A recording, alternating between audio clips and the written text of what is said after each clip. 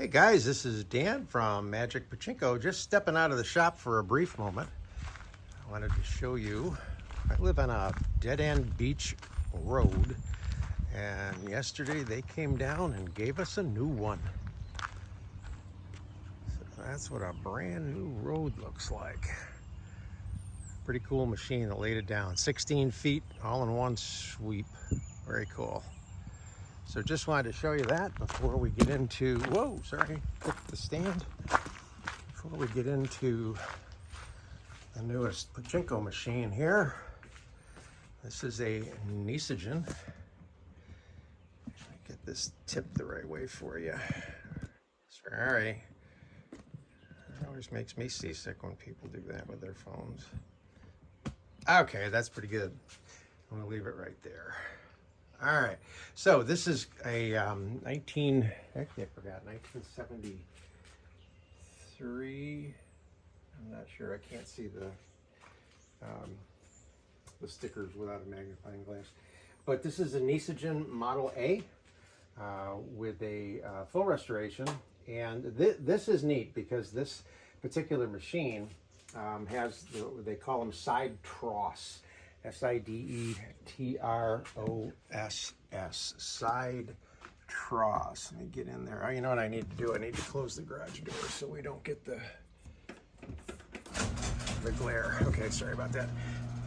That'll go away in just a second. So that's the side troughs, and there's another one over there. And you can see that they're both closed right now.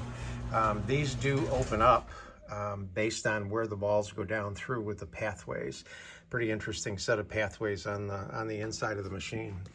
So, okay. All right, that's a good look at the machine. So again, excuse me, full restoration. With a Nishijin, you usually don't have any problems with Nishijins, which is not to say that you won't run into problems if you do Nishijins, but they're very, the thing that I like about them is they're very consistent in what they do. I've got the camera set the other way, so I got to keep checking to make sure you guys are getting the view that I want you to see. Right now the machine is loaded, so I forgot to unload it for the video, but that doesn't matter. When you get the machine, you're going to plug in the power supply and then just take the pigtail and plug it in here. And when there are no balls in the machine, this light up in the corner will go on, and that signifies either no balls in the machine or a low ball situation. So that's dictated by the amount of balls that are here that press down on this. So when there's not enough balls to press down on this, this will go up, and this comes down and hits the switch and turns the light on. Okay.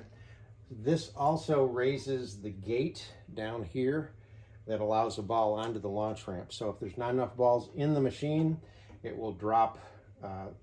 This drops and it takes the gate down and prevents you from launching. So if the machine is set up properly, you're going to put a bunch of balls in, and as you do, they'll run down this chute into the turnaround, down the funnel, into the middle tray, like that. And once this middle tray is full, then if the machine is properly adjusted, this will come up and stop the flow of balls. When this tray becomes depleted, this will automatically let more balls down in. So if you hear this noise, don't worry, it's the machine replenishing itself. With a Nishijin Model A recycler, a losing ball is going to come back in from the drain hole and go right back into the tray that feeds the Jackpot. So the Jackpot is over here. It's 14 balls. It tips. They bang off the bell, go out this way to the front of the machine. You can look in from the front and see them. So if you ever don't see any balls in there, you know something's wrong. This is your seesaw right here, this white piece of plastic that tips back and forth. When you first start to get the machine ready, you want to make sure that this is tipped back. This little wire here is tipped back, and not tipped this way. If it's tipped this way, it will turn the Jackpot light on, and you don't want it in that position to start. You want it back so that when a winning ball comes in, it can go into the seesaw, then it will tip and let it come down through the payout system, okay? So on again, on a Nishijin recycler like this, nothing drops out of the machine. Everything is self-contained. If the machine is set up properly, you'll get a 14-ball win and the return of the winning ball. So when the winning ball comes in, it gets held until it pays out, and then it comes out and goes into the lower tray if it's all set up right. So if you're working on your own machines and you're not getting 14 in one, okay, that's what you're supposed to get. This is the adjustment right here, this rod, and the proper way to do it is with a couple of pair of pliers or needle nose, and okay, you're going to grab the meaty part of this with one pair of pliers and hold it, and you're going to grab this right here of the wire, and you're simply going to typically bend up so that this whole arm ends up coming up, and what it will do is it will contact this sooner and will give you the correct payout. Bend it a little bit and test it, and then bend it a little more and test it, and if it's still not working, maybe you're bending the wrong way. You know, you can, but that's the adjustment on it. I got lucky with this one. This thing was kind of bent. I just straightened it by eye.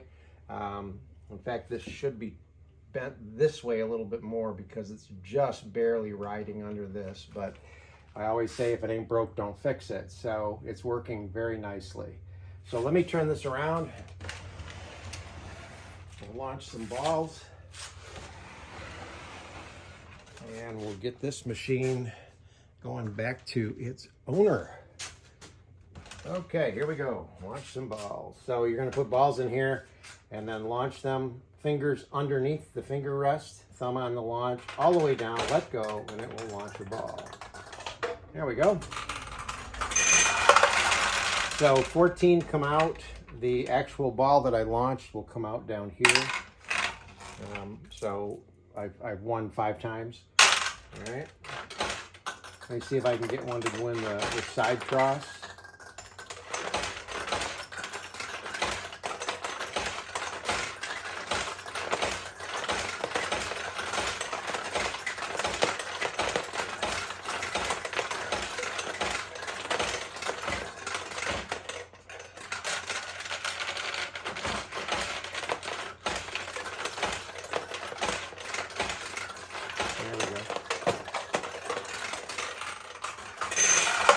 Okay, so a ball went down through the center, opened the tulip, actually brought this side cross back instead of it being closed. So now if I could get a ball over there, there we go. Try to get a ball over on that side cross. There we go.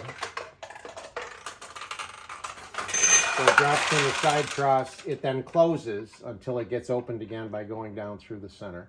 So I really like this machine. This is a very cool machine. So I hope you like it too. And keep subscribing, keep telling other people. We're growing the channel and it's a great thing. Thanks for watching.